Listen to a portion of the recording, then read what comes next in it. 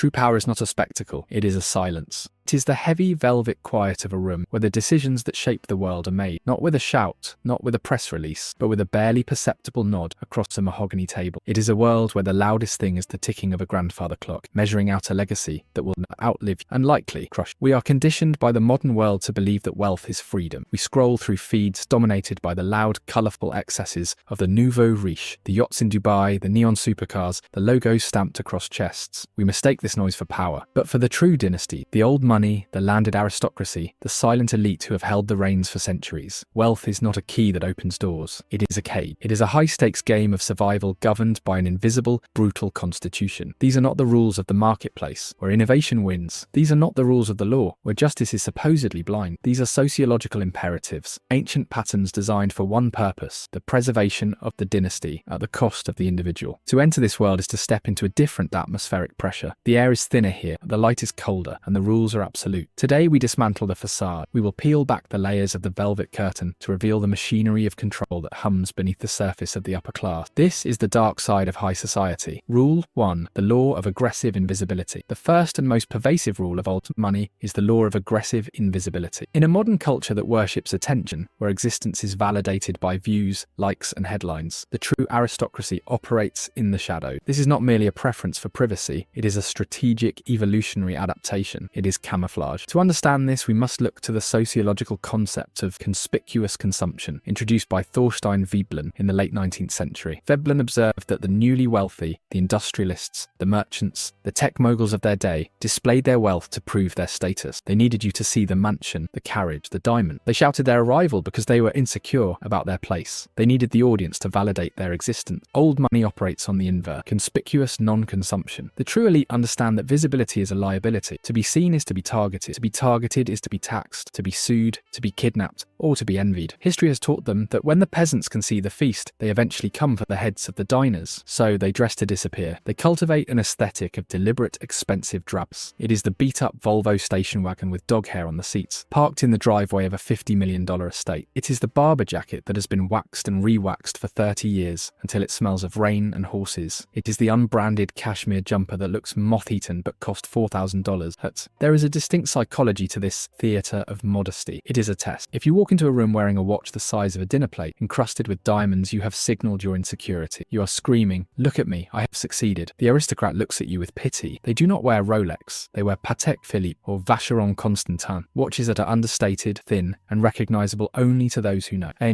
This silence creates a barrier more effective than any iron gate. It filters out the climate. It creates a secret language of fabric and stitch. If you have to ask what brand they are wearing, you have already proven you do not belong. If you compliment the label, you have committed a vulgarity. This invisibility extends to their finance. You will not find their names on the Forbes list. The Forbes list is for the working rich, the billionaires whose wealth is tied to public stock and public scrutiny. The true dynastic wealth is hidden in a labyrinth of shell companies, offshore trusts, and land holdings that have not changed hands since the 1700s. They are the grey men of capitalism. They own the building, but their name is not on the door. The predator hides in the tall grass not because he is afraid, but to choose the exact moment of engagement. By refusing to flaunt their power, they deny the outsider the ability to measure it. And if you cannot measure their power, you cannot challenge it. Rule 2. The weaponization of etiquette. Rule number 2 is the weaponization of etiquette. We are raised to believe that manners are a form of kindness, a way to make others feel comfortable. In the stratosphere of high society, this is a lie. Etiquette is not about kindness. It is a razor-wired fence designed to keep the wrong people out. It is a complex, shifting minefield. Imagine a dinner table at a grand country estate. To the uninitiated, the array of forks, the crystal, and the specific cadence of conversation seem like harmless, archaic tradition. In reality, it is a ruthless screening process. The French sociologist Pierre Bourdieu called this cultural capital. It is the embodied history of a class. It is not enough to have the money to buy the dinner. One must possess the instinctive, trained knowledge of how to consume it. The brutality of this rule lies in its passivity. The elite do not need to be rude to exclude you. In fact, they will be excruciatingly, painfully polite. They will smile as you hold your knife incorrect. They will nod graciously as you mispronounce the name of a playful summer estate, or reference a price tag in polite conversation. They will listen intently as you talk about your work with too much enthusiasm. But behind that frozen smile, a judgment has been rendered. You have been categorized as other. You have revealed that you do not speak the language. They won't correct you. Correcting you would be vulgar. Correcting you would imply that they care enough about you to help you improve. Instead, they will simply let you drown in your own faux pas, and then you will simply never be invited back. You will be ghosted by an entire social stratum. This is the chilling effect of ice-cold courtesy. There is a specific tone of voice used in these circles: low, modulated, lacking in extreme emotion. To raise one's voice is to lose. To show anger is to be weak. To be overly enthusiastic is to be childish. McGee, consider the vocabulary. The famous you and non-you distinct in British English. Terms that are upper class versus those that are not. You do not say toilet, you say loo. You do not say pardon, you say what? You do not sit in the lounge, you sit in the drawing room. These seem like trivialities, but they are shibboleth, passwords used to distinguish friend from foe. The British upper class has turned pronunciation into a blood sport. It is the only war they are still allowed to wage. If you use the wrong word, the temperature in the room drops 10 degrees. The conversation shifts. The ranks close. This rule ensures that class mobility is nearly impossible. You can win the lottery tomorrow. You can build a tech unicorn and move into the neighborhood. You can buy the house next door, but you cannot buy the centuries of conditioning required to navigate their silence. You will always be the loud, clumsy tourist in their porcelain museum, shattering invisible rules with every step. Let that sink in for a moment. 2 rules in, and you can already feel the walls closing in. The clothes you wear, the words you speak. Everything is a test. But if you think the external rules are oppressive, wait until we look at what happens inside the mind. Rule 3. The Stewardship Trap. Rule number 3 is the Stewardship Trap. This is where the darkness moves from the social to the psychological. The fundamental truth of old money, the truth that breaks the souls of the children born into it, is this: you do not own the wealth owns you. In a normal life, money is a tool. You earn it, you spend it, you enjoy it. It serves your desires. It buys you freedom. In a dynasty, the individual is temporary. The estate is eternal. The heir is not the master of the fortune. He is its janitor. He is its temporary caretaker. Meet the heir. Let's call him James. James is 32. He has a Harvard MBA and a seat on the board. James might have wanted to be a marine biologist. He might have wanted to open a small bookstore. He might have wanted to marry a girl from a different world and live a quiet life. But James was born into a trust. His life script was written 50 years before he took his first breath. From the moment he is born, James is told that he has a duty. He is responsible for the land, the tenants, the investment, the charitable foundations, and the reputation of the family name. His primary directive is not to enjoy the money, but to prevent its erosion. He is terrified, paralyzed by the fear of being the generation that loses it all.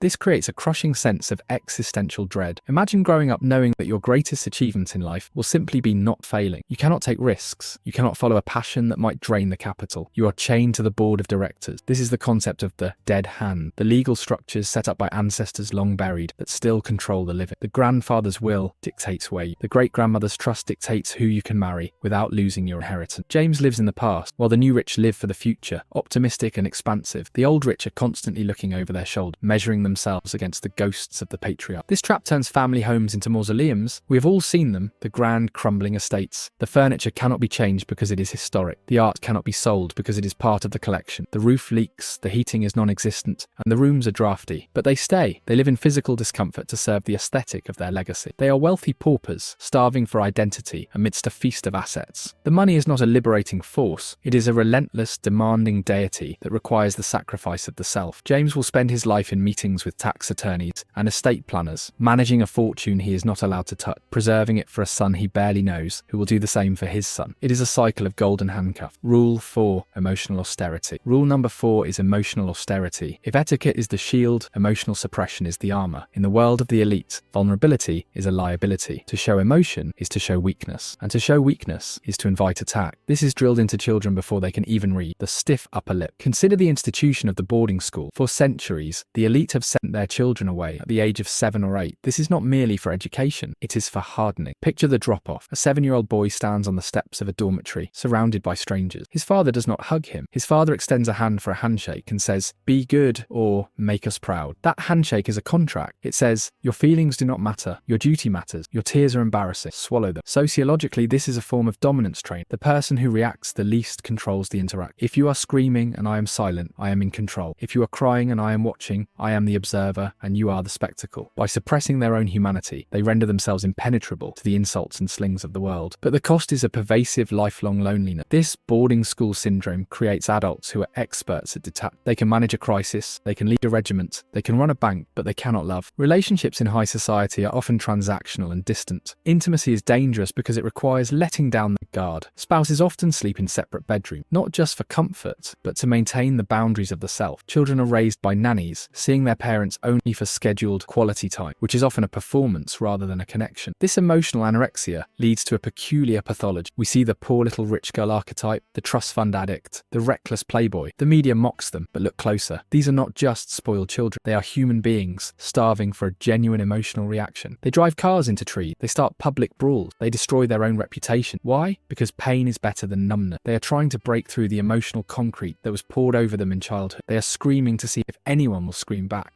But within the inner circle, the rule holds. You do not complain. You do not explain. You endure. You present a facade of effortless perfection, even if your internal world is crumbling. To admit suffering is to admit that you are like everyone else, and that is the one thing they can never allow. Think about what that does to a person over a lifetime. Now add another layer. Paranoia. Rule 5. The architecture of paranoia. Rule number 5 is the architecture of paranoia. When you possess resources that everyone else wants, you eventually come to view every interaction as a potential theft. The psychology of the ultra-wealthy is defined by a chronic, low-level suspicion. This isn't the clinical paranoia of a conspiracy theorist. It is the rational calculation of the target. They know that to the outside world, they are not people. They are opportunity. They are walking bank vaults. The old friend from university who calls after 10 years isn't calling to catch up. He has a startup that needs funding. The charity that honors you isn't honoring your character. They are honoring your checkbook. The beautiful young lover isn't falling for your soul. She is falling for the lifestyle. Every smile is suspect. Every handshake is a potential pit. As a result, the inner circle becomes hermetically sealed. The world of the elite is a world of non-disclosure agreements. NDAs are the love letters of the ultra-rich. Before a contractor fixes the plumbing, they sign. Before a date enters the penthouse, they sign. Romance is viewed through the lens of liability. They employ teams of people whose sole job is to assess threats. Background checks are standard procedure for dinner guests. Their digital lives are scrubbed clean by reputation management firms. They live in a fortress, both digital and physical. But the true horror of this rule is that the paranoia eventually turns inward. The call is coming from inside the house. The structure of family trusts often pits sibling against sibling. The scarcity mindset infects them, even amidst abundance. Who gets the voting share? Who sits on the foundation board? Who controls the dividend? Who is the favourite? The dinner table becomes a courtroom where affection is weighed against assets. You begin to look at your brother not as a confidant, but as a rival claimant to the throne. You look at your children and wonder if they are waiting for you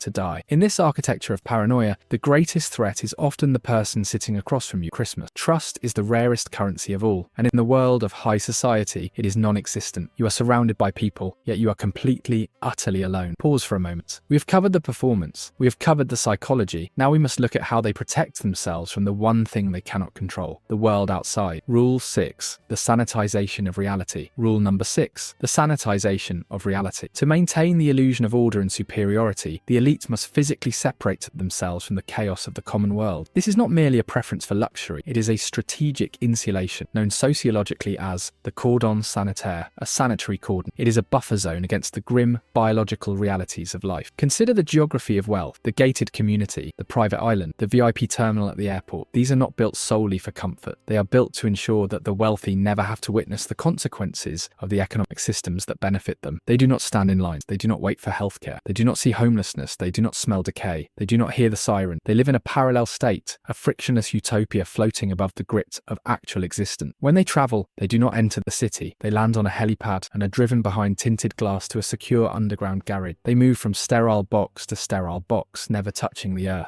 Consider the architecture of the grand estate. It is designed to hide the effort. The staff who clean the floors use hidden back corridor. The delivery trucks use service entrances miles from the main gate. The labor required to maintain their lifestyle is rendered invisible. They see the perfectly manicured lawn, but never the sweat of the gardener. They see the polished silver, but never the hands that scrubbed it. This distance breeds a dangerous form of empathy deficit. When you never encounter resistance, you begin to believe that the world is just. When you never see poverty, it becomes theoretical, a statistic to be managed, not a human tragedy to be felt. This is why their solutions to global problems often feel so detached and clinical. They are trying to fix a machine they have never actually touched. They believe that if everyone just worked harder or invested wisely, they could succeed, because they have been shielded from the systemic friction that holds others back. It reinforces the delusion that their comfort is a natural phenomenon, a divine gift, rather than a constructed privilege maintained by the invisible labor of the masses. Rule 7. The myth of blood. And finally, rule number 7. The darkest rule of all, the myth of blood. This is the final unspoken justification for all the rules that precede it. It It is the foundation of the entire psychological edifice. At the core of the dynastic mind is the quiet, unshakable belief that they are biologically and spiritually different from the rest of the population. In the era of kings, this was called the divine right. It was the belief that God appointed the monarch. In the modern era, it has been secularized into the concept of good breeding. It is the idea that the capacity to rule, to manage wealth, to maintain culture, and to exhibit restraint is a genetic trait passed down through the bloodline. This is why lineage is obsessed over. This is why you will find framed family trees in the hallway